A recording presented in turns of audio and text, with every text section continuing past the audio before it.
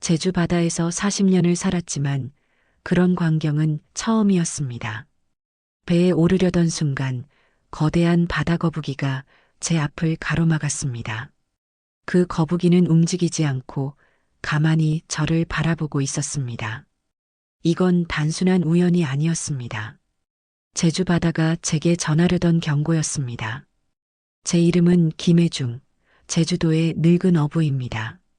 제가 경험했던 믿기 힘든 이야기를 여러분께 들려드리겠습니다. 우리 마을은 제주도 서남쪽에 있는 작은 어촌입니다. 매일 아침 바다로 나가기 전 항상 하는 일이 있었습니다. 제 배 해성호를 점검하는 일이었습니다. 30살 때 처음 장만한 이 배는 저와 함께 40년 넘게 제주 바다를 누볐습니다. 오늘도 잘 부탁한다, 혜성아. 매일 아침 배에게 건네는 인사였습니다. 미신처럼 들릴지 모르지만 배도 생명이라 생각했습니다. 함께 풍랑을 견디고 함께 만선의 기쁨을 나눈 동반자니까요. 어선 바닥을 닦고 그물에 걸린 이물질을 정리하고 엔진 상태를 확인했습니다. 하지만 허리를 굽히는 일이 예전보다 힘들었습니다. 디스크가 더 심해져서 진통제 없이는 하루도 버티기 어려웠습니다. 집사람은 이제 그만 바다에 나가라고 했지만 제게 바다는 삶 그 자체였습니다. 혜중 씨, 오늘도 일찍 나오셨네. 옆 선착장에서 김씨 아저씨가 인사를 건넸습니다. 그도 저처럼 오래된 어부였습니다. 우리 세대 어부들은 이제 마을에 몇 남지 않았습니다. 요즘 고기는 어때요?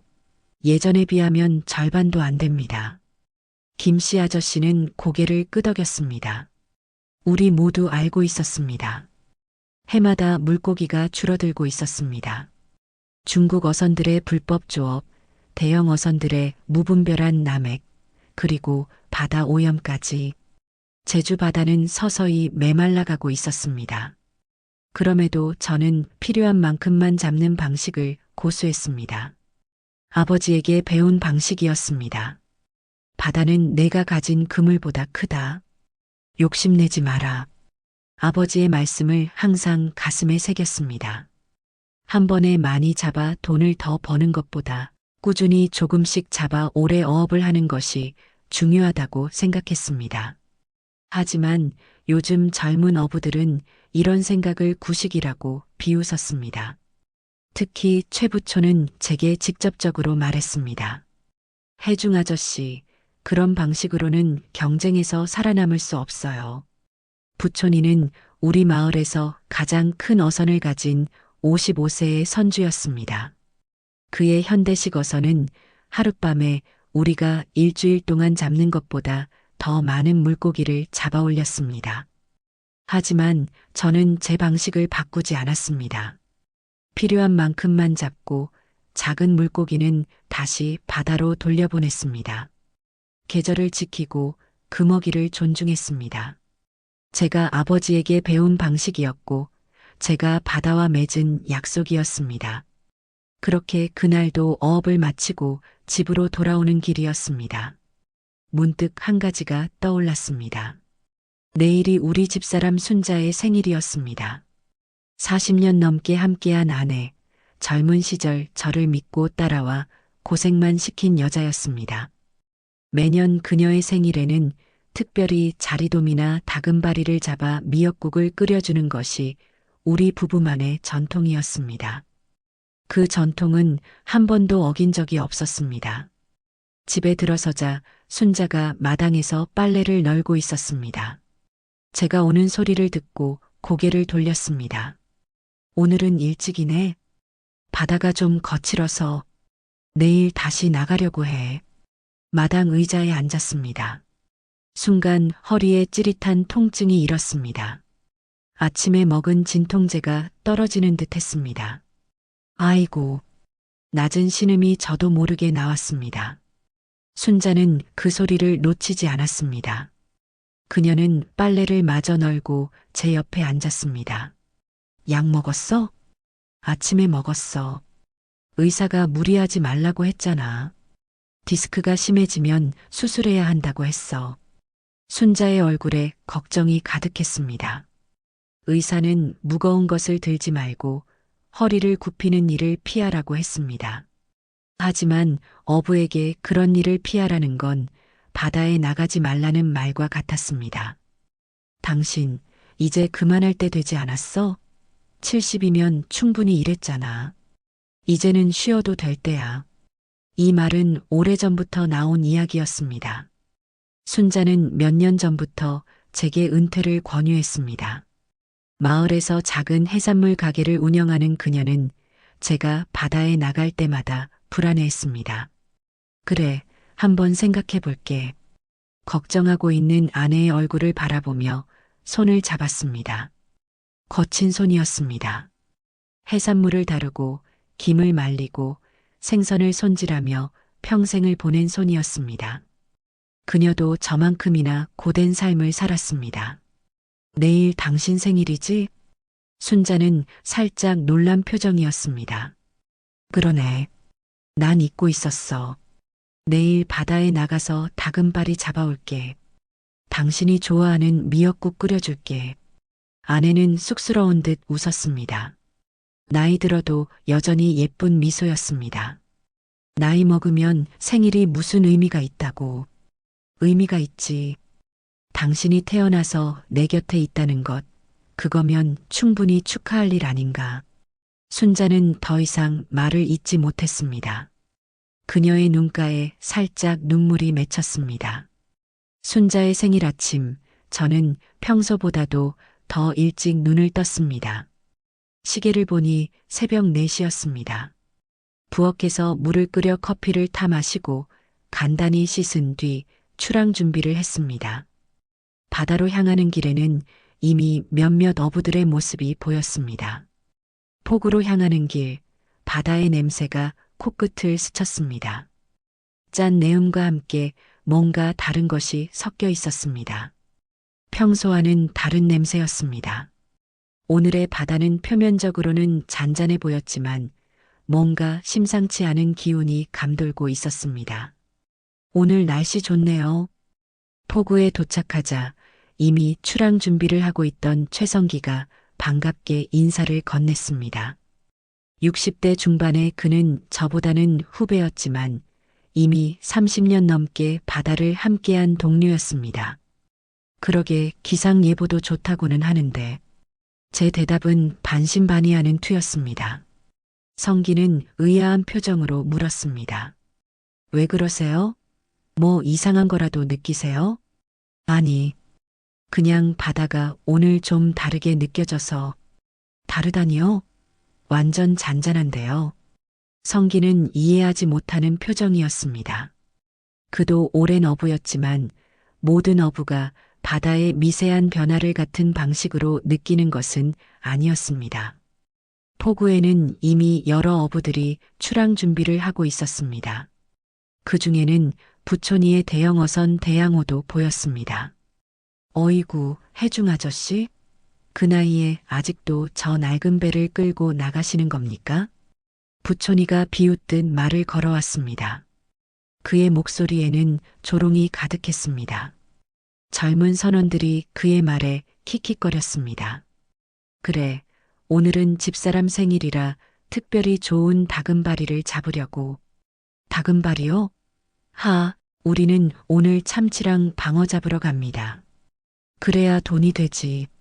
부촌이는 자신만만한 표정으로 자기 배를 가리켰습니다. 그는 최신 기상 장비와 어군 탐지기를 모두 갖추고 있었습니다. 값비싼 장비들을 과시하듯 손으로 쓸어내렸습니다.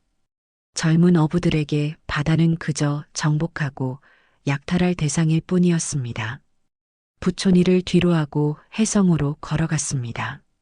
배로 향하는 부두 중간쯤에서 갑자기 눈에 들어온 것이 있었습니다. 처음에는 부두에 버려진 검은 바위 같았습니다.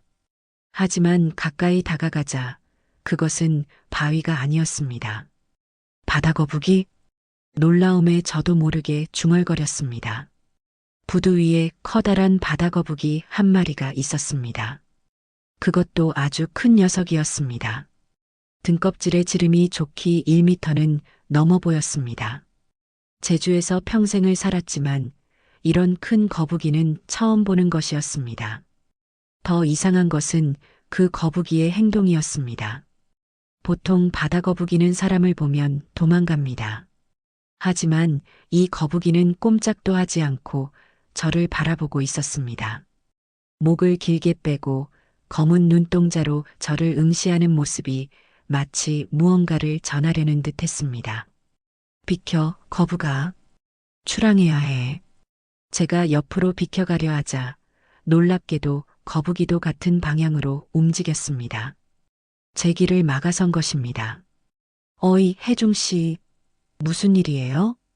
뒤에서 오던 박 선장이 호기심 어린 목소리로 물었습니다. 그도 이 기이한 광경을 목격한 것이었습니다. 이 거북이가 내 길을 막네. 거북이가요? 어디? 어이구, 정말 큰 놈이네요. 박 선장의 목소리에 다른 어부들도 하나둘 모여들기 시작했습니다. 모두 놀란 표정으로 거북이를 바라봤습니다. 이런 건 처음 보네. 저 크기는 정말 보기 드문데. 근데 왜 저렇게 혜중 씨만 쳐다보지? 어부들의 의문 섞인 목소리가 들려왔습니다. 저도 같은 의문이었습니다. 거북이는 여전히 저만 응시하고 있었습니다. 주변에 다른 어부들이 모여들었는데도 거북이의 시선은 오로지 저에게만 고정되어 있었습니다. 저는 다시 한번 거북이를 지나치려 했지만 거북이는 계속해서 제 앞을 가로막았습니다. 거북아, 비켜. 나 오늘 꼭 바다에 나가야 해. 아내 생일이거든. 제가 부드럽게 말을 걸었지만 거북이는 미동도 하지 않았습니다. 오히려 목을 더 길게 빼고 저를 응시했습니다. 이번에는 제가 몸을 숙여 거북이의 눈높이에 맞췄습니다. 가까이서 보니 거북이의 눈은 오랜 세월의 지혜가 담긴 듯 했습니다. 마치 바다보다 더 오래된 존재처럼 느껴졌습니다. 뭐라고 말하고 싶은 거야? 속삭이듯 물었지만 당연히 거북이는 대답하지 않았습니다. 그저 깊고 검은 눈으로 저를 바라볼 뿐이었습니다. 하지만 그 시선에는 분명 메시지가 있었습니다. 그때 멀리서 비웃는 소리가 들렸습니다. 하? 이게 뭐 하는 짓들입니까? 거북이 한 마리 때문에 이 난리를 피우다니. 부촌이 몇몇 젊은 선원들을 이끌고 다가왔습니다. 그의 얼굴에는 비웃음이 가득했습니다. 이런 미신적인 거에 시간 낭비하지 말고 빨리 출항하세요. 좋은 어장 다 빼앗길 겁니다. 부촌의 말에 다른 어부들도 동조하며 자리를 떠나기 시작했습니다. 하지만 저는 여전히 그 자리에 서 있었습니다. 거북이도 미동도 않고 저를 응시했습니다. 혜중 아저씨도 참 그런 것에 현혹되다니. 아직도 구식 생각에서 못 벗어나셨군요. 부촌이 비웃으며 자기 배로 돌아갔습니다. 그때 누군가가 느린 걸음으로 다가왔습니다. 마을에서 가장 나이 많은 박노인이었습니다. 박노인은 이제 더 이상 바다에 나가지 않았지만 한때는 마을에서 가장 실력 있는 어부였습니다. 박노인은 저와 거북이 앞에 섰습니다. 주름진 눈가가 좁아졌습니다. 이런. 박노인은 무언가 심각한 것을 발견한 듯 중얼거렸습니다. 그리고는 제게 가까이 다가와 낮은 목소리로 말했습니다. 오늘은 바다에 나가지 않는 게 좋겠다. 박노인의 말에 놀라서 그를 바라봤습니다. 왜요, 어르신? 거북이가 길을 막는 것은 옛날부터 불길한 징조였다. 바다가 너를 받아들이지 않겠다는 뜻이야. 박노인의 목소리는 비록 작았지만 주변 어부들에게도 들렸던 모양입니다. 일부는 고개를 끄덕였지만 젊은 어부들 사이에서는 비웃음이 터져 나왔습니다. 아이고, 또 그런 미신을 믿으시네. 21세기에 아직도 그런 이야기를 하시다니. 젊은 어부들의 반응에 박노인은 아무 말도 하지 않았습니다. 그저 담담한 표정으로 저를 바라볼 뿐이었습니다. 그의 눈에는 오랜 세월의 지혜가 담겨 있었습니다. 혜중이, 너는 40년 넘게 바다를 살았으니 알 거야. 바다의 말을 무시하면 어떻게 되는지. 박노인의 말이 가슴에 와닿았습니다. 하지만 다른 한편으로는 아내의 생일이 떠올랐습니다. 꼭 다금바리를 잡아 미역국을 끓여주고 싶었습니다. 어르신. 하지만 오늘은 제 아내 생일입니다. 다금바리를 잡아가서 미역국을 끓여줘야 해요.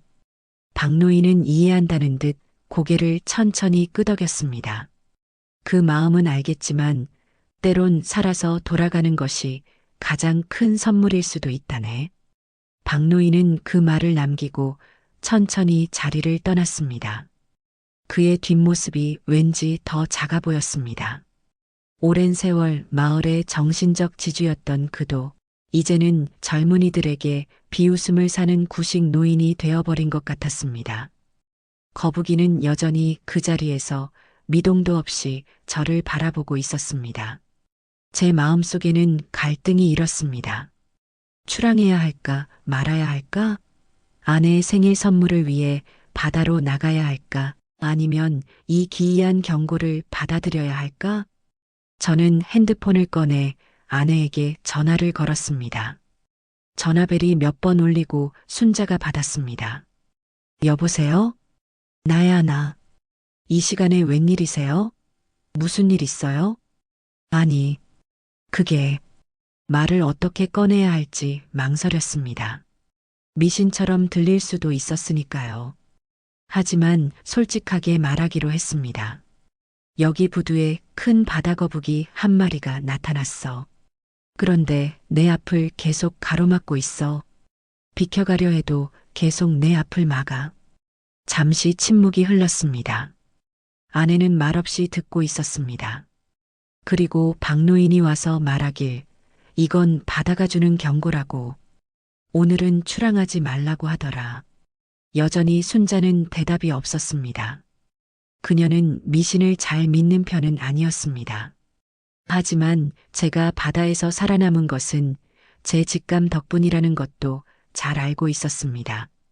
순자의 목소리가 조용히 들려왔습니다. 당신 직감을 믿어왔기에 지금까지 안전했잖아요. 40년 동안 한 번도 큰 사고 없이 살아온 것, 그게 다 당신이 바다의 말을 알아들었기 때문 아닌가요? 아내의 말에 가슴이 뭉클해졌습니다. 그녀는 항상 제 판단을 존중해 주었습니다. 생일 선물은 괜찮아요. 당신이 무사히 집에 돌아오는 것보다 더 좋은 선물이 어디 있겠어요? 오늘은 포기하세요. 순자의 말에 제 마음이 결정되었습니다. 바다에는 내일도 모레도 나갈 수 있었습니다. 하지만 이 명백한 평생 처음 보는 경고를 무시한다면 내일이 없을지도 모른다는 생각이 들었습니다. 알았어. 고마워. 전화를 끊고 다시 거북이를 바라봤습니다. 신기하게도 제가 출항하지 않기로 마음을 굳히자 거북이는 마치 그것을 알아차린 듯 천천히 몸을 돌려 바다 쪽으로 움직이기 시작했습니다.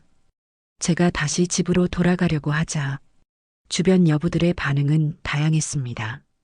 몇몇 어부들은 이해한다는 듯 조용히 고개를 끄덕였고 젊은 어부들과 부초는 노골적으로 비웃었습니다. 이래서 아저씨는 평생 가난하게 사는 겁니다. 자, 우리는 출항합시다. 오늘 큰 고기 많이 잡을 거예요. 부촌이 크게 외치며 자신의 배로 향했습니다. 다른 어부들도 하나둘 자기 배로 돌아갔습니다. 거북이는 이제 부두 끝에 도달해 바다로 미끄러지듯 들어갔습니다. 마지막으로 한번 제게 시선을 던지고는 파도 속으로 사라졌습니다. 정말 안 나가세요? 마지막으로 출항 준비를 하던 성기가 물었습니다. 네, 오늘은 그만두기로 했습니다. 거북이 때문에요? 그것도 있고, 그냥 바다가 오늘은 날 반기지 않는 것 같아서요. 성기도 잠시 고민하는 듯 했지만 결국 고개를 저었습니다. 저는 나가봐야겠습니다. 빚도 있고 해서 조심하세요. 성기에게 마지막 인사를 건네고 해성호를 묶어둔 채 포구를 떠났습니다. 뒤에서는 다른 어선들의 엔진 소리가 들려왔습니다. 집으로 돌아가는 길, 마음은 여전히 무거웠습니다. 아내의 생일 선물을 준비하지 못했다는 미안함, 다른 어부들에게 비웃음을 샀다는 자존심의 상처. 집에 도착하자 순자는 빨래를 개고 있었습니다. 제가 들어오는 것을 보고 고개를 돌렸습니다. 미안해. 생일 선물을 준비하지 못했네. 순자는 웃으며 말했습니다. 괜찮아요. 우리가 함께 있는 것, 그게 가장 좋은 선물이에요. 우리는 마당에 앉아 바다를 바라봤습니다. 멀리서 출항하는 배들이 보였습니다. 그들은 모두 삶을 위해 바다로 나아가고 있었습니다. 오후 2시쯤 되었을 때 갑자기 하늘이 변하기 시작했습니다.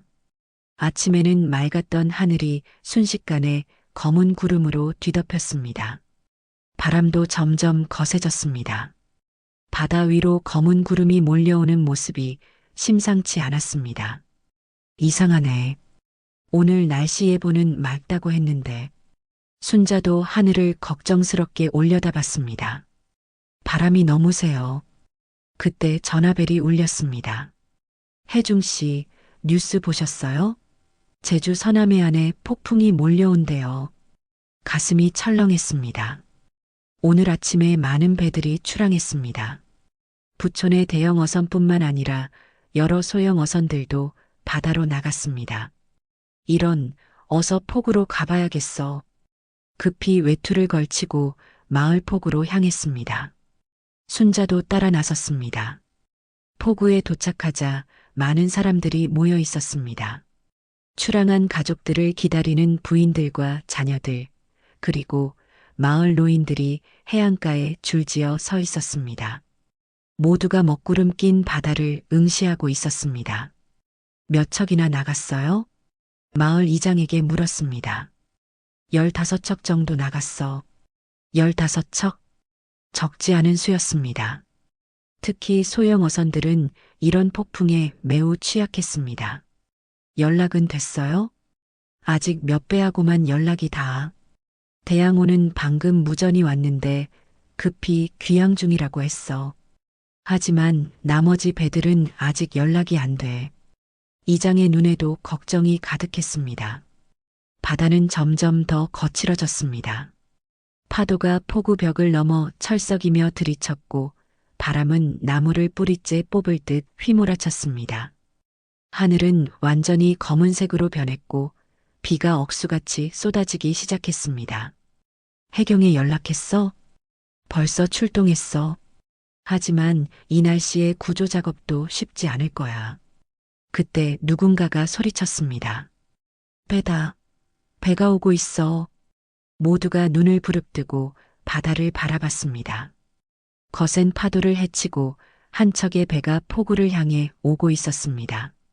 대양호였습니다. 부촌의 대형 어선이 힘겹게 파도를 뚫고 포구로 들어왔습니다. 배가 포구에 도착하자 모두가 달려갔습니다. 배에서는 부촌과 그의 선원들이 내렸습니다. 바다가 미쳤어. 부촌의 목소리는 떨렸습니다. 다른 배들 못 봤어? 이장이 급히 물었습니다. 몇 척은 봤어요. 우리보다 늦게 귀향 시작했을 거예요. 하지만 소형 어선들은 파도가 너무 세서 부촌은 말을 잇지 못했습니다. 그의 말에 가족들의 비명과 울음소리가 터져 나왔습니다. 통신은 안 돼요. 무전기도 갑자기 안 터지더라고요. 갑작스러운 폭풍에 통신까지 두절되다니 상황이 점점 심각해지고 있었습니다. 해경 경비정이 도착했고 구조 계획을 논의하기 시작했습니다. 하지만 파도가 너무 높아 구조선의 출동도 위험한 상황이었습니다. 그럼에도 해경은 망설임 없이 폭풍 속으로 들어갔습니다. 시간이 흐를수록 긴장감은 더욱 고조되었습니다. 비는 계속해서 쏟아졌고 바람은 점점 더 거세졌습니다. 하지만 그 누구도 포구를 떠나지 않았습니다. 모두가 소중한 이들의 귀환을 기다리고 있었습니다. 해가 지고 어둠이 내리기 시작했습니다. 포구에는 임시 천막이 설치되었고 마을 부녀회에서 따뜻한 음식과 음료를 나눠주기 시작했습니다. 밤 9시경 두 번째 배가 귀환했습니다. 중형 어선인 행운호였습니다. 배는 심하게 파손되어 있었고 선원들 중 한 명은 다리에 골절상을 입은 상태였습니다. 구급차가 도착해 다친 선원을 병원으로 후송했습니다. 밤이 깊어갔지만 여전히 많은 배들이 돌아오지 않았습니다. 마을 사람들은 계속해서 포구에 남아 있었습니다. 누구도 집으로 돌아가려 하지 않았습니다. 새벽 1시 세 번째 배가 돌아왔습니다. 대광호였습니다. 배는 거의 난파선처럼 보였고 선원들은 모두 지쳐 있었습니다. 성기 씨 배는 못 봤어요? 저는 대광호 선장에게 물었습니다. 아까 봤어요. 동쪽으로 피항 중이었어요. 하지만 파도가 너무 세서 선장의 눈에 눈물이 고였습니다. 점점 더 많은 배들이 귀환했습니다. 새벽 3시까지 총 8척이 돌아왔습니다. 하지만 여전히 7척이 돌아오지 않았습니다. 그 중에는 성기의 배도 있었습니다. 해경은 계속해서 구조 작업을 진행했습니다. 헬리콥터까지 동원되었지만 폭풍이 너무 심해 수색에 어려움을 겪었습니다. 아침이 밝아오고 폭풍은 조금씩 잦아들기 시작했습니다. 하늘은 여전히 먹구름으로 덮여 있었지만 바람은 약해지고 파도도 조금씩 낮아졌습니다. 하지만 그것이 더 큰 불안을 가져왔습니다. 밤새도록 돌아오지 않은 배들의 운명이 점점 더 불안하게 느껴졌기 때문입니다. 해안가에는 여전히 많은 사람들이 모여 있었습니다. 실종된 가족들의 얼굴에는 지친 기색과 함께 깊은 절망감이 서려 있었습니다. 특히 성기의 부인은 밤새 한숨도 자지 않고 바다만 바라보고 있었습니다. 해경에서 연락 왔어요. 한 척을 더 발견했대요. 지금 구조 중이래요. 마을 이장의 말에 모두가 귀를 기울였습니다. 그것이 누구의 배인지 선원들은 무사한지 모두가 알고 싶어 했습니다. 어느 배래? 아직 확인 안 됐대. 빨리 알려주기로 했어. 시간은 천천히 흘렀습니다. 해경으로부터의 연락을 기다리는 동안 모두의 마음은 불안과 공포로 가득 찼습니다. 마을 회관에는 임시 대기소가 마련되었고 의료진과 심리 상담사들이 대기하고 있었습니다. 하지만 대부분은 여전히 포구를 떠나지 않았습니다. 오전 10시 해경 경비정이 다시 포구로 들어왔습니다. 배 위에는 몇 명의 선원들이 담요를 덮고 앉아 있었습니다. 마을 사람들이 모두 달려갔습니다. 광의로 선원들입니다. 배는 침몰했지만 선원 5명 중 3명을 구조했습니다. 해경대원의 말에 안도와 공포가 교차했습니다. 3명은 살았지만 2명은 여전히 실종 상태라는 뜻이었습니다. 광의로 선원들이 내리자 가족들이 달려가 그들을 안았습니다. 환희의 눈물과 슬픔의 눈물이 뒤섞였습니다. 구조 작업은 계속되었습니다.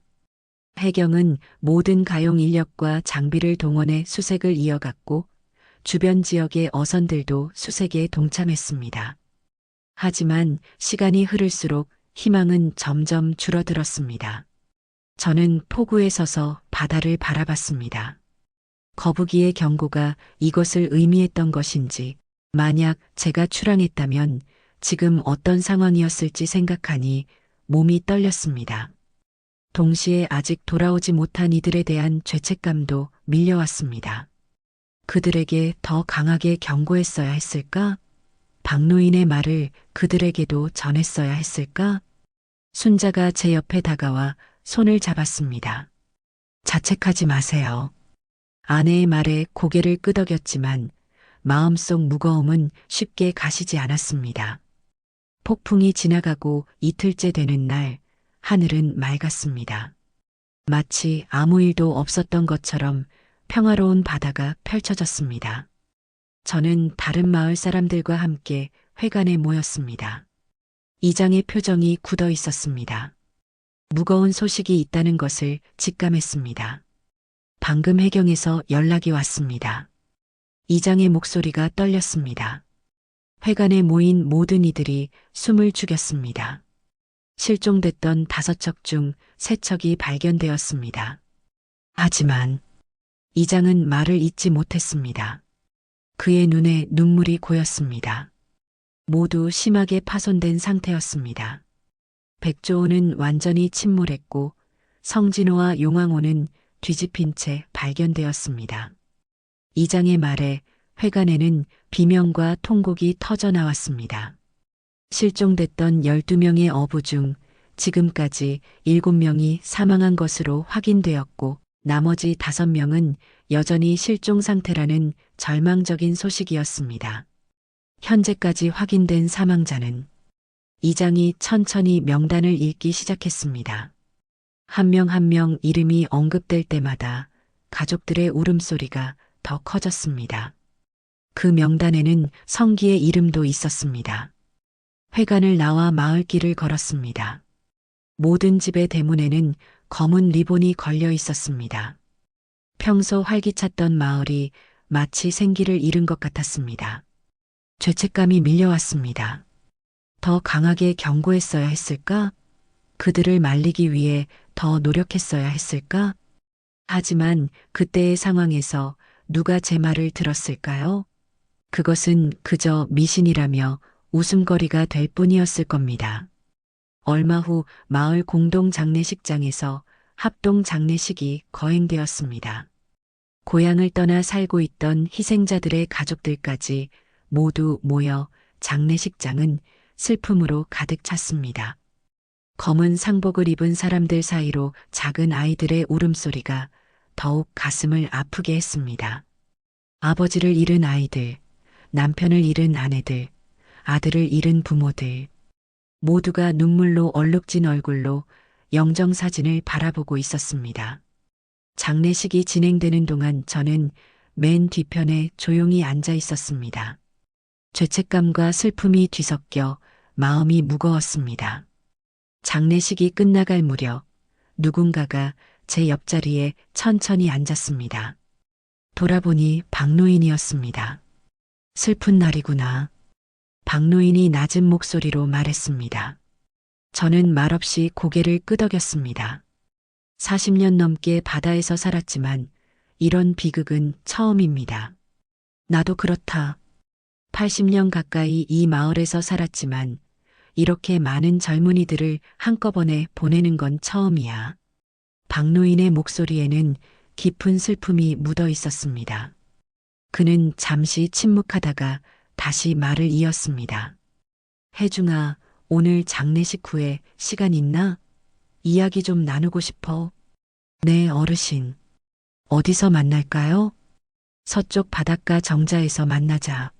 장례식이 끝나고 모든 절차가 마무리된 후 저는 약속대로 서쪽 바닷가 정자로 향했습니다.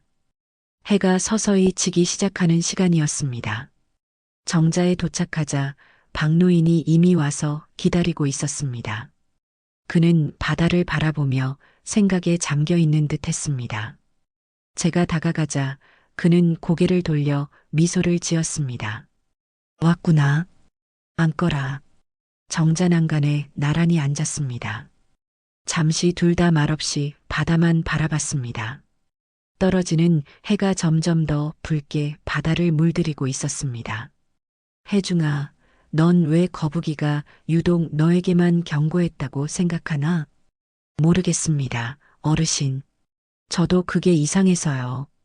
박노인은 미소를 지었습니다. 그의 주름진 눈가에 지혜가 깃들어 있었습니다. 듣는 귀를 가진 사람이었기 때문이지. 바다의 소리를 들을 줄 아는 사람. 그의 말에 40년 동안 바다를 공경하고 존중하며 살아온 제 삶이 떠올랐습니다. 그리고 혜중아, 박노인은 잠시 망설이더니 힘겹게 말을 이었습니다. 바다 감사제를 다시 해야 할 날이 온 것 같다. 바다 감사제요? 생소한 단어였습니다. 박노인은 깊은 숨을 들이쉬고 천천히 이야기를 시작했습니다. 제주도에는 옛날부터 바다와 자연에 감사하는 의식이 있었다. 영등굿이라고도 하고 용왕제라고도 했지. 1년에 한 번 바다가 풍요롭기를 기원하고 바다의 목숨을 빼앗긴 어부들의 넋을 위로하는 의식이었어.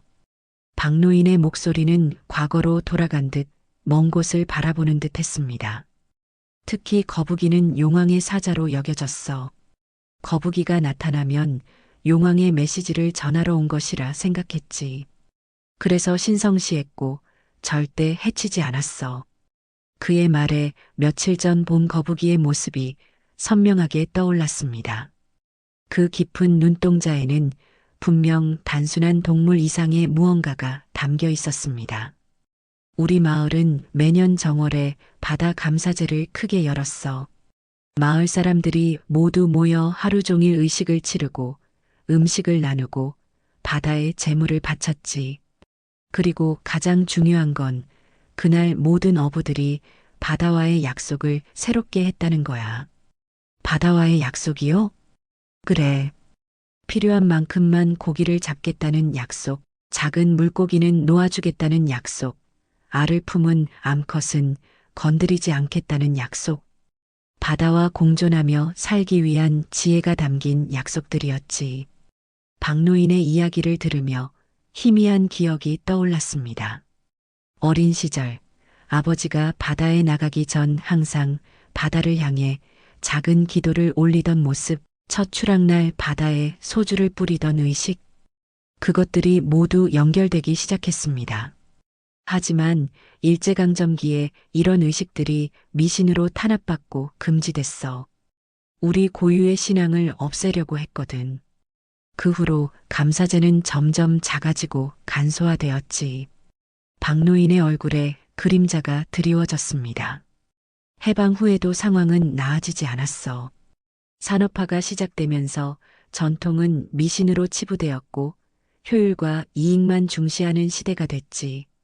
그 후로 감사제는 완전히 사라졌어.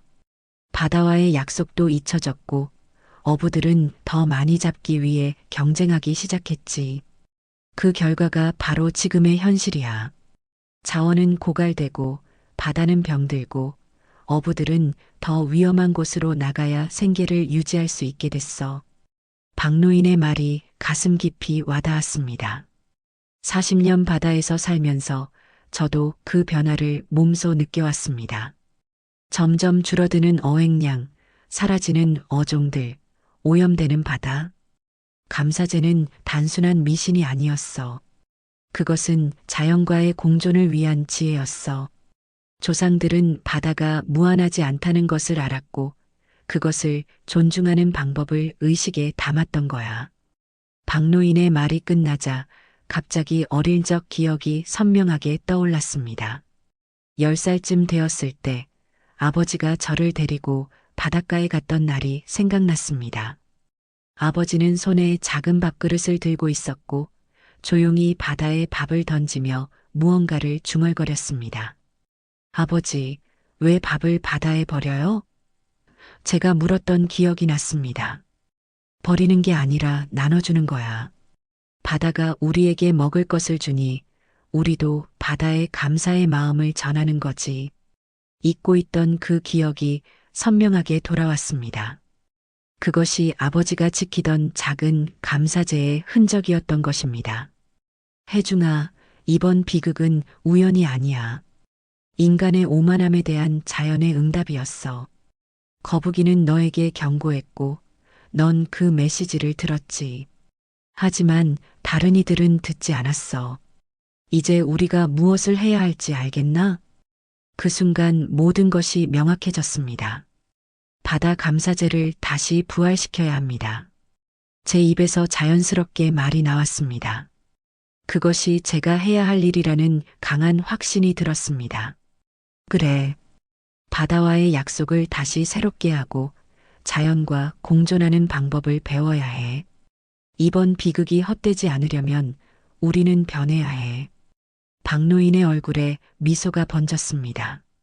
그는 제 어깨를 힘있게 두드렸습니다. 마을 회의에서 이 이야기를 꺼내볼게요. 어르신, 쉽지 않을 거야. 많은 사람들이 여전히 그것을 미신이라고 생각할 테니까. 네, 설득해 보겠습니다. 박노인과 헤어져 집으로 돌아오는 길, 마음속에는 강한 사명감이 일었습니다. 이것은 단순히 옛 전통을 되살리는 일이 아니라 자연과 인간의 관계를 다시 정립하는 일이었습니다. 미래 세대가 풍요로운 바다에서 살 수 있도록 우리의 실수로부터 배우고 변화해야 했습니다. 장례식이 끝나고 일주일 후 마을 회관에서 정기 어촌계 회의가 열렸습니다.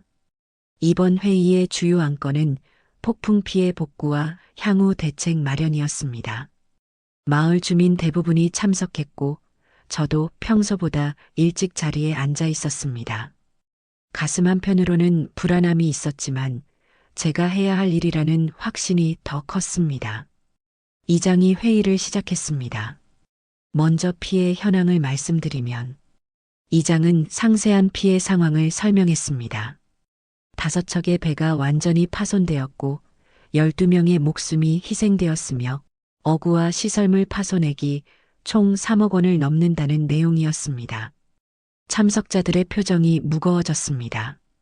정부 지원금과 보험 처리 상황은 다음과 같습니다. 행정적인 처리와 지원 상황에 대한 설명이 이어졌습니다. 회의가 어느 정도 진행된 후 이장이 물었습니다. 말씀하시고 싶은 의견이 있습니까? 그때 제가 천천히 손을 들었습니다. 모두의 시선이 저에게 향했습니다. 자리에서 일어나 마을 주민들을 바라봤습니다. 오랜 이웃들이자 평생을 함께한 동료들이었습니다. 깊은 숨을 들이신 후 계속 말했습니다. 여러분도 아시다시피 폭풍이 왔던 날 아침 제 앞에 거대한 바다 거북이 한 마리가 나타났습니다. 그 거북이는 제 앞을 가로막고 움직이지 않았습니다. 거북이의 이상한 행동에 저는 출항을 취소했고 그 덕분에 목숨을 건졌습니다. 마을 사람들 사이에서 작은 소음이 일었습니다. 그 거북이는 단순한 우연이 아니었습니다. 그것은 바다가 보낸 경고였습니다. 우리의 조상들은 이런 자연의 신호를 읽고 존중했습니다. 하지만 우리는 그 지혜를 잊어버렸습니다. 참석자들의 표정이 각양각색이었습니다. 의아함, 공감, 의심이 섞여 있었습니다. 우리 마을에는 예전에 바다 감사제라는 전통이 있었습니다. 바다와 자연에 감사하고 어업의 지속 가능성을 약속하는 의식이었습니다. 잠시 숨을 고른 후 제안을 꺼냈습니다. 저는 이 바다 감사제를 다시 부활시킬 것을 제안합니다. 단순한 미신이 아닌 자연과의 공존을 상징하는 의식으로서요. 우리가 바다를 존중하고 필요한 만큼만 취하며 지속 가능한 어업을 약속하는 새로운 전통으로 말입니다. 제 말이 끝나자 회의장은 순간 조용해졌습니다. 침묵이 잠시 흐른 후 뒤쪽에서 날카로운 웃음소리가 들렸습니다. 하, 정말 웃기는 소리군요. 최 부촌이 자리에서 벌떡 일어났습니다. 그의 얼굴은 분노로 일그러져 있었습니다. 그깟 미신을 믿으라고요? 그날은 그냥 날씨가 급격하게 변했던 것뿐입니다. 거북이와는 아무 상관없습니다. 우연히 거북이 한 마리가 나타난 것 가지고 이렇게 호들갑을 떨다니. 부촌의 목소리는 점점 더 높아졌습니다. 그리고 감사제요? 그게 뭡니까? 어떻게 그런 미신 때문에 우리 어업 방식을 바꾸자는 겁니까? 그런 일 하나 가지고 어업량을 줄이면 우리 다 망합니다. 부촌은 저를 손가락으로 가리키며 외쳤습니다. 해중 아저씨는 항상 구식입니다. 발전을 막고 옛날 방식만 고집하죠. 그런데 이제는 아예 미신까지 들고 와서 우리를 불안하게 만들고 있습니다. 이건 어촌 발전에 전혀 도움이 되지 않습니다. 부촌의 강한 반발에 일부 어부들이 동조하며 고개를 끄덕였습니다. 특히 부촌의 배에서 일하는 젊은 선원들은 노골적으로 그의 편을 들었습니다. 맞아요. 우리는 더 좋은 장비와 기술이 필요한 거지. 무슨 의식 같은 건 필요 없어요. 하지만 다른 한편으로는 제 말에 공감하는 목소리도 나왔습니다. 마을 어르신 중 한 분이 목소리를 높였습니다. 내 생각에는 해중이 말이 맞아. 요즘 어획량이 예전의 절반도 안 되잖아. 이대로 가다간 우리 자식들은 바다에서 아무것도 잡지 못할 거야. 이에 부촌이 즉각 반박했습니다. 그건 중국 어선들 때문이지 우리 때문이 아닙니다.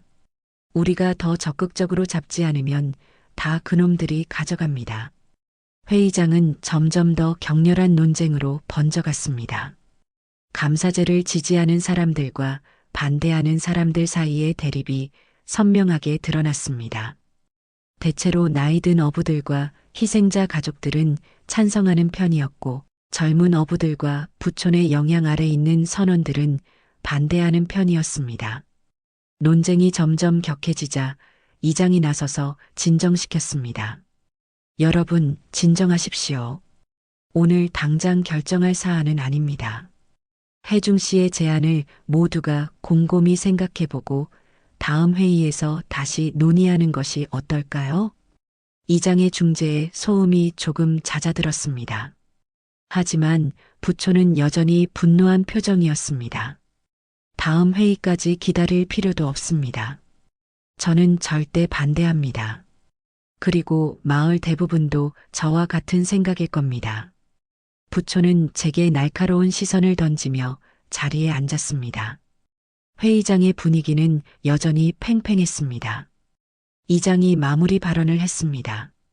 오늘 나온 모든 의견을 검토하겠습니다.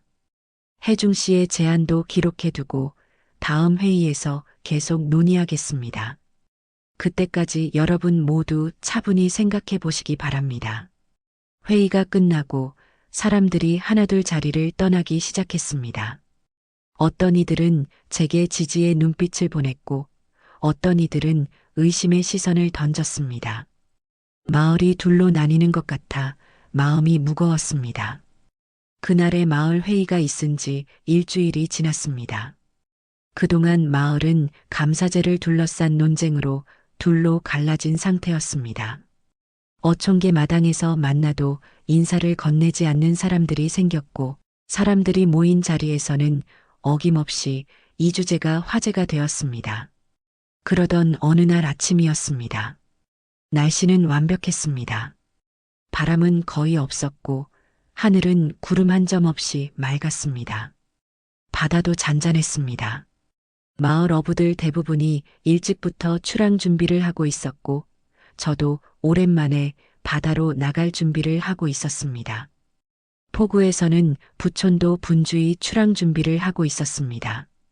그의 세 배 대양이호는 얼마 전에 취항한 현대식 어선이었습니다. 정부 보조금으로 구입한 최신 장비들로 가득했고 그는 그것을 자랑스럽게 여기는 듯 했습니다. 저는 묵묵히 제 배 해성호를 준비하고 있었습니다. 그때였습니다. 갑자기 포구 입구에서 소동이 일어났습니다. 거북이다. 거북이가 나타났어. 누군가의 외침에 모두가 포구 입구로 시선을 돌렸습니다. 커다란 바다거북이 한 마리가 부두 위에 있었습니다.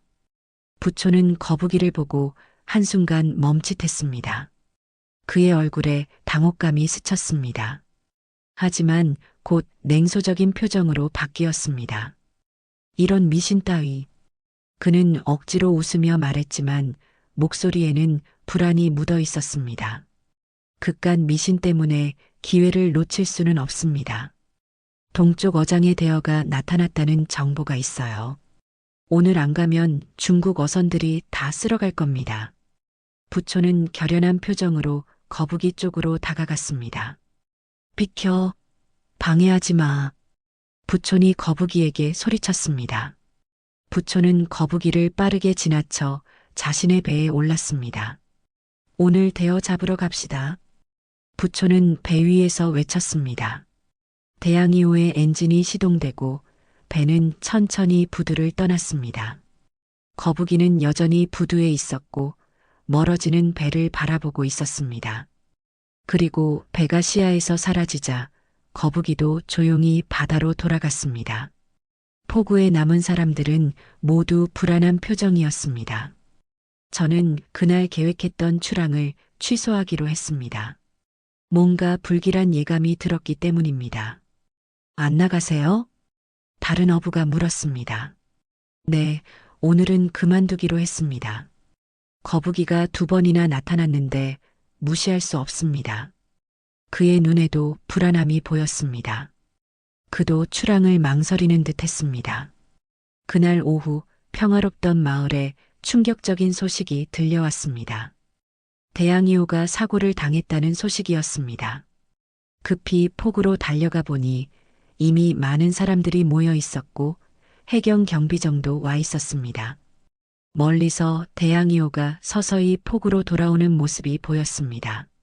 하지만 배의 상태가 심상치 않았습니다. 측면이 심하게 파손되어 있었고 갑판 위 장비들도 대부분 망가져 있었습니다. 배가 폭우에 닿자마자 구급대원들이 달려갔습니다. 선원 한 명이 들것에 실려 내려왔습니다. 팔이 부러진 듯했고 얼굴에는 피가 흐르고 있었습니다. 무슨 일이 있었던 거죠? 마을 이장이 부촌에게 물었습니다. 부촌의 얼굴은 창백했고 온몸이 젖어 있었습니다. 갑자기 거대한 너울이 왔어요. 파도는 하나였는데 산처럼 높았어요. 배가 거의 뒤집힐 뻔했고 정신을 차리고 보니 배는 망가져 있었고 선원이 부상을 입은 상태였습니다. 부촌의 목소리는 떨렸습니다. 그의 눈에는 공포가 서려 있었습니다. 하지만 그는 사고가 아닌 다른 무언가를 두려워하는 듯 보였습니다. 해경이 사고 경위를 조사하기 시작했습니다. 형식적인 절차였지만 파손된 배를 점검하는 과정에서 예상치 못한 발견이 있었습니다. 이게 뭡니까? 해경 대원이 배 선실 아래에서 숨겨진 어구들을 발견했습니다. 그것은 법으로 금지된 그물이었습니다. 그물코가 비정상적으로 작아 어린 물고기까지 모두 잡아올리는 불법 어구였습니다. 그리고 이건 화물칸에는 금지된 어종들이 보관되어 있었습니다. 산란기의 보호종들이었고 법으로 잡는 것이 엄격히 금지된 것들이었습니다. 부촌의 얼굴이 더욱 창백해졌습니다. 그는 말을 잇지 못했습니다.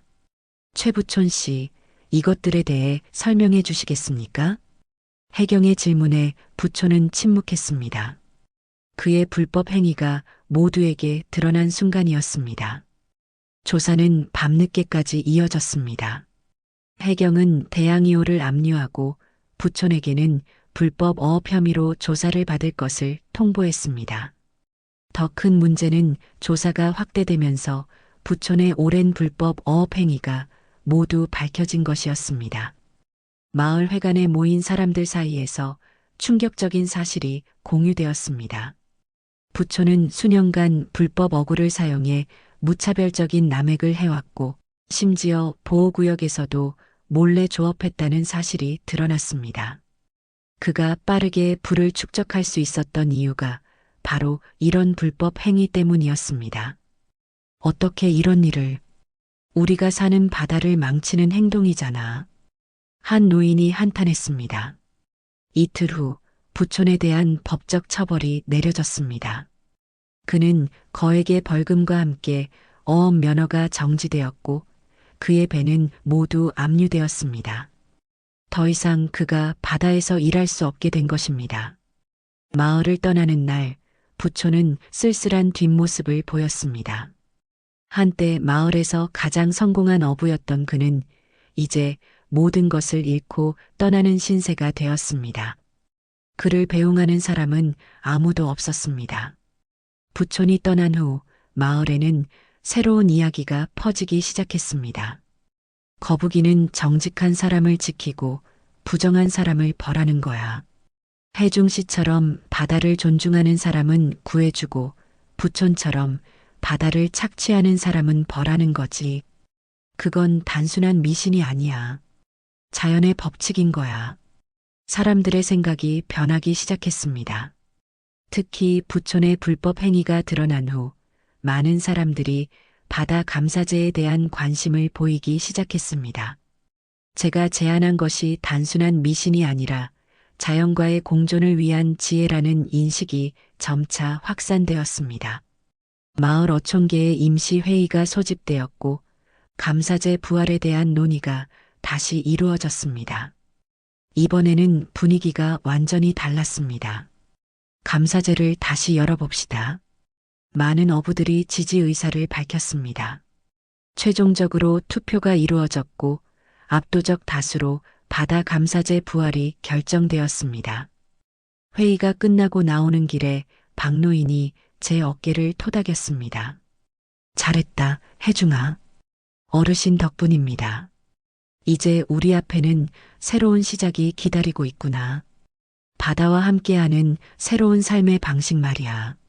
박노인의 말에 깊이 공감했습니다. 이것은 단순히 하나의 의식을 되살리는 것이 아니라 자연과 인간의 관계를 재정립하는 중요한 변화의 시작이었습니다. 얼마 후 바다 감사제 부활 관련 준비위원회가 꾸려졌습니다. 모두의 시선이 박노인에게 향했습니다. 85세의 그는 마을에서 감사제를 직접 경험한 몇 안 되는 사람 중 하나였습니다. 옛날 감사제는 아주 성대했지. 일주일 전부터 준비를 시작해서 마을 전체가 참여했어. 바다의 신에게 바칠 제물을 준비하고 배와 그물을 깨끗이 청소했지. 마을 입구에는 용왕을 상징하는 깃발을 세우고 포구에는 제단을 마련했어. 박노인의 기억 속에서 옛 전통이 하나씩 되살아났습니다. 그의 말을 바탕으로 우리는 전통적인 감사제의 모습을 그려나갔습니다. 하지만 모든 전통을 그대로 따를 필요는 없어. 중요한 건 그 정신을 이어받는 거지. 박노인의 조언에 모두가 동의했습니다.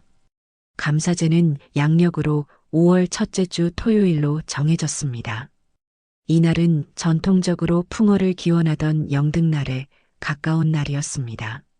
모든 어부들이 하루 동안 조업을 중단하고 참여하기로 했습니다. 바다와의 약속이라는 서약도 마련했습니다. 여기에는 지속 가능한 어업 방식과 바다 환경 보호에 대한 구체적인 내용이 담겼습니다. 필요한 만큼만 물고기를 잡겠습니다. 어린 물고기는 돌려보내겠습니다. 산란기의 어미는 건드리지 않겠습니다. 바다를 오염시키지 않겠습니다. 쓰레기를 바다에 버리지 않겠습니다. 바다 생물의 서식지를 보호하겠습니다. 자연의 경고에 귀 기울이겠습니다. 바다의 신호를 존중하겠습니다. 욕심보다 지혜를 앞세우겠습니다. 이런 약속들이 담긴 서약서를 만들었고 모든 어부들이 서명하기로 했습니다. 감사제 당일 마을은 일찍부터 분주했습니다. 포구에는 화려한 깃발이 세워졌고 임시 제단이 마련되었습니다. 제단 위에는 과일, 떡, 술, 그리고 첫 어획물이 정성스럽게 차려졌습니다. 마을 사람들은 모두 깨끗한 옷으로 갈아입고 포구로 모여들었습니다. 오전 10시 감사제가 시작되었습니다. 오늘 우리는 바다의 풍요로움에 감사하고 바다와의 새로운 약속을 맺기 위해 모였습니다. 제 목소리가 포구에 울려 퍼졌습니다. 모든 사람들이 경건한 표정으로 의식에 참여했습니다. 전통적인 제사 의식이 진행된 후 제주도의 무속인이 바다의 신을 위한 굿을 펼쳤습니다. 북소리와 장구 소리가 포구에 울려 퍼지고 화려한 색의 한복을 입은 무속인의 춤사위가 바람에 날렸습니다. 그 모습은 신비롭고 경이로웠습니다. 의식의 하이라이트는 바다와의 약속 서약이었습니다. 저를 시작으로 모든 어부들이 한 명씩 나와 서약서에 서명했습니다. 모든 사람들이 박수를 쳤습니다. 이제 우리의 마음을 바다에 전합시다. 제 말에 따라 모든 사람들이 바다를 향해 고개를 숙였습니다. 저는 재단에 놓인 술을 들어 바다에 조금씩 부었습니다. 감사의 술을 올리는 순간 갑자기 바다가 잔잔해지는 느낌이 들었습니다. 마치 바다가 우리의 마음을 받아들이는 것 같았습니다. 의식이 끝난 후에는 마을 잔치가 벌어졌습니다. 오랜만에 마을 전체가 하나가 된 듯한 분위기였습니다. 감사제 이후 마을에는 실질적인 변화가 시작되었습니다. 모든 어부들이 서약한 대로 지속 가능한 어업 방식을 실천하기 시작했습니다. 어린 물고기가 빠져나갈 수 있는 그물만 사용하고 산란기에는 특정 어종의 포획을 자발적으로 제한했습니다. 또한 과잉 어획을 방지하기 위해 각 배마다 하루 어획량 한도를 정했습니다. 처음에는 쉽지 않았습니다. 어획량이 확연히 줄어서 많은 어부들이 걱정했습니다. 그런데 시간이 지나면서 상황이 달라졌습니다.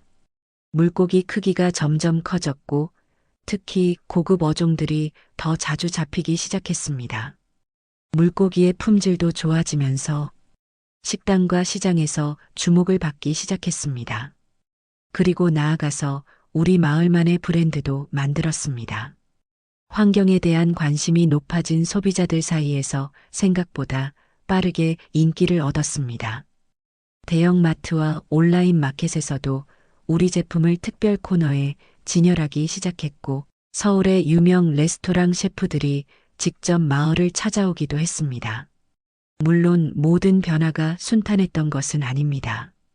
일부 어부들은 여전히 옛 방식을 그리워했고 당장의 수익 감소에 불만을 표하기도 했습니다. 하지만 시간이 지나면서 긍정적인 변화가 눈에 보이자 회의적이던 사람들도 점차 마음을 바꿨습니다. 그렇게 감사제를 치른 지 1년이 넘었습니다. 마을과 바다 모두에게 의미 있는 변화가 찾아왔습니다. 이른 아침 저는 늘 그랬듯이 포구에 앉아 바다를 바라보고 있었습니다. 아저씨, 오늘도 일찍 나오셨네요. 젊은 어부 민석이가 그물을 정리하며 말을 걸었습니다. 그래, 아침 바다를 보는 게 좋아. 요즘 물고기는 잘 잡히나? 네, 정말 달라졌어요. 어제는 70cm가 넘는 감성돔을 잡았답니다. 민석이의 말에 고개를 끄덕였습니다. 최근 들어 물고기의 크기가 눈에 띄게 커졌습니다. 필요 이상으로 잡지 않고 어린 물고기는 돌려보내는 우리의 약속이 바다에 변화를 가져온 것입니다. 종류도 다양해졌어요. 그의 말대로였습니다. 최근 그물에는 보기 힘들었던 희귀종들도 종종 걸려들었습니다. 마을 입구로 눈을 돌리자 관광버스 한 대가 도착하는 것이 보였습니다. 요즘 우리 마을은 새로운 유형의 방문객들로 북적입니다. 바로 생태 관광객들입니다. 오늘도 찾아왔네요. 민석이가 관광객들을 바라보며 말했습니다. 그들 덕분에 우리 마을이 더 활기차졌어. 청정해역으로 회복된 우리 마을 앞바다는 이제 생태 관광의 명소가 되었습니다. 아저씨, 우리 마을이 이렇게 변할 줄 누가 알았겠어요? 민석이가 감탄하듯 말했습니다. 자연은 항상 우리에게 기회를 주고 있었어. 우리가 알아채지 못했을 뿐이지. 관광객들이 폭우로 모여들기 시작했습니다. 그들은 호기심 어린 눈으로 주변을 살펴보았습니다. 오후가 되자 특별한 광경이 펼쳐졌습니다. 마을 앞바다에서 돌고래떼가 뛰어노는 모습이 보인 것입니다. 은빛 물결을 일으키며 춤추듯 뛰어오르는 돌고래들의 모습에 관광객들은 환호성을 질렀습니다. 20년 만에 처음 보는 광경이에요. 노인 한 분이 감격에 찬 목소리로 말했습니다. 돌고래들이 다시 돌아온 것은 우리 바다가 건강해졌다는 명백한 증거였습니다. 그렇게 평화롭던 시간이 흐르고 흘러 어느덧 다시 아내 순자의 생일이 찾아왔습니다. 아침 일찍 저는 작은 가방을 메고 바다로 향했습니다. 오늘은 어디 가세요? 순자가 부엌에서 아침을 준비하며 물었습니다. 잠깐 낚시하러요. 당신 미역국 끓여줄 다금바리 잡으러. 꼭 그래야 해요? 요즘은 마을 어시장에도 좋은 생선 많잖아요. 순자의 말에 웃음이 나왔습니다. 제가 은퇴한 지도 벌써 6개월이 지났습니다. 건강 문제로 정식 어부일은 그만두고 취미로만 낚시를 즐기는 생활을 시작했습니다.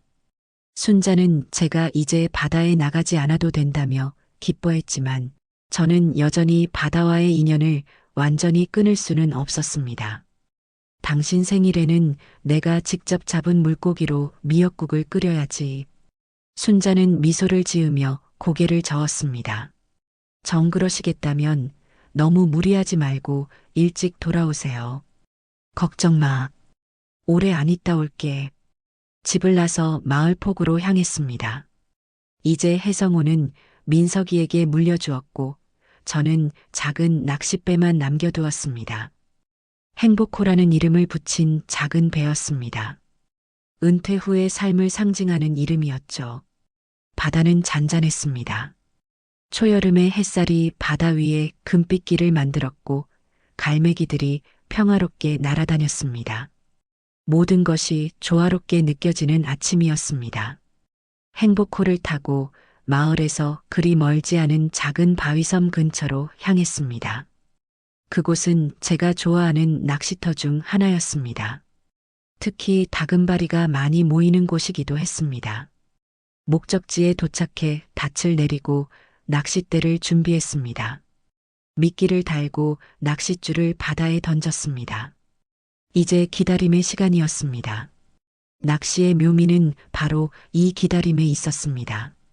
바다와 하늘을 바라보며 자연의 리듬에 몸을 맡기는 것. 갑자기 배 주변의 물결이 달라졌습니다. 잔잔하던 바다가 일렁이더니 무언가 큰 것이 수면 아래에서 움직이는 느낌이 들었습니다. 순간 가슴이 철렁했습니다. 그때였습니다. 배에서 불과 몇 미터 떨어진 곳에서 거대한 바다거북이 머리를 내밀었습니다. 놀라움에 숨이 멎을 것 같았습니다. 그것은 일반적인 바다거북보다 훨씬 컸고 등껍질의 무늬도 특이했습니다. 그 순간 직감적으로 알았습니다. 이 거북이는 그때 제 앞에 나타나 폭풍을 경고했던 바로 그 거북이였습니다. 그리고 부촌의 앞길을 막았던 그 거북이였습니다. 눈을 마주치는 순간 확신이 들었습니다. 그 깊은 눈동자는 분명 제가 기억하는 그 거북이의 것이었습니다. 이런 자네였구나. 말이 저절로 나왔습니다. 거북이는 미동도 않고 저를 바라보았습니다. 그 시선에는 이전의 경고나 두려움이 아닌 다른 무언가가 담겨 있었습니다. 마치 오랜 친구를 만난 듯한 따뜻한 인식이 느껴졌습니다. 우리는 그렇게 서로를 바라보며 침묵 속에 교감했습니다. 말은 없었지만 깊은 대화가 오가는 것 같았습니다. 거북이의 눈에는 바다의 오랜 지혜가 담겨 있었고 제 눈에는 감사와 존경의 마음이 담겨 있었습니다. 얼마나 시간이 흘렀을까요? 몇 분이었을 수도 몇십 분이었을 수도 있습니다. 시간의 흐름이 멈춘 것 같은 신비로운 순간이었습니다. 맑은 하늘 아래 잔잔한 바다 위에서 인간과 바다거북의 만남. 그것은 어쩌면 자연과 인간의 화해를 상징하는 장면이었을지도 모릅니다. 거북이는 여전히 제 앞에서 물 위에 머리를 내밀고 있었습니다. 저는 천천히 몸을 숙여 경의를 표했습니다. 그리고 마음속으로 말을 건넸습니다. 고마워. 내가 아니었다면 나는 이 자리에 없었을 거야. 우리 마을도 이렇게 변하지 않았을 거고, 내가 전해준 바다의 메시지 덕분에 우리는 새로운 길을 찾았어. 말은 없었지만 제 마음이 거북이에게 전해진 것 같았습니다. 거북이는 천천히 머리를 끄덕였습니다. 그 동작이 너무나 인간적이어서 가슴이 뭉클했습니다. 그것은 분명 우연한 움직임이 아니라 제 마음에 대한 응답이었습니다. 거북이는 잠시 더 저를 바라보더니 천천히 몸을 돌려 바닷속으로 사라졌습니다. 등껍질이 수면 아래로 사라지는 모습이 마치 작별 인사처럼 느껴졌습니다. 아쉬움과 함께 이상한 충만함이 찾아왔습니다. 마치 오랜 여정이 마무리된 것 같은 느낌이었습니다. 그 직후 낚싯대가 휘어졌습니다. 무언가가 미끼를 물었습니다. 재빨리 낚싯대를 당기니 아름다운 다금바리 한 마리가 걸려 올라왔습니다. 그것은 제가 본 것 중 가장 크고 건강한 다금바리였습니다. 이것도 선물인가 보구나. 미소를 지으며 자리돔을 다금바리에 넣었습니다. 오늘은 이 한 마리로 충분했습니다. 더 이상의 욕심은 필요 없었습니다. 이 특별한 만남을 기념하는 하나의 선물, 그것으로 완벽했습니다. 낚싯대를 정리하고 닻을 올렸습니다. 집으로 돌아갈 시간이었습니다. 행복호를 돌려 마을 방향으로 향했습니다. 바다는 여전히 평화로웠고 마음도 그러했습니다. 포구에 도착해 배를 정박하고 집으로 향했습니다. 순자는 마당에서 빨래를 널고 있었습니다.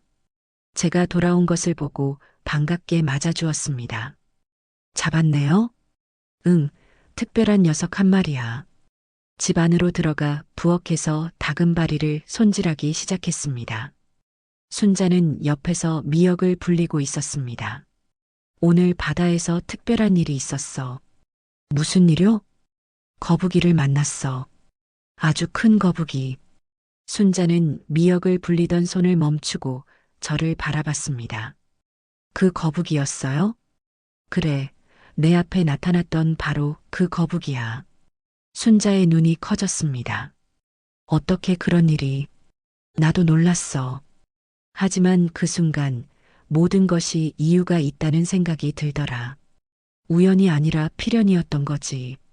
순자는 잠시 생각에 잠기더니 미소를 지었습니다. 거북이가 생일 선물을 주러 온 거네요. 그녀의 말에 웃음이 나왔습니다. 그런 셈이지. 우리는 함께 준비를 마치고 저녁이 되어 생일상을 차렸습니다. 미역국과 함께 간단한 음식들이 상 위에 올라갔습니다. 소박하지만 풍성한 마음이 담긴 생일상이었습니다. 생일 축하해요. 제가 국그릇을 아내 앞에 놓으며 말했습니다. 고마워요.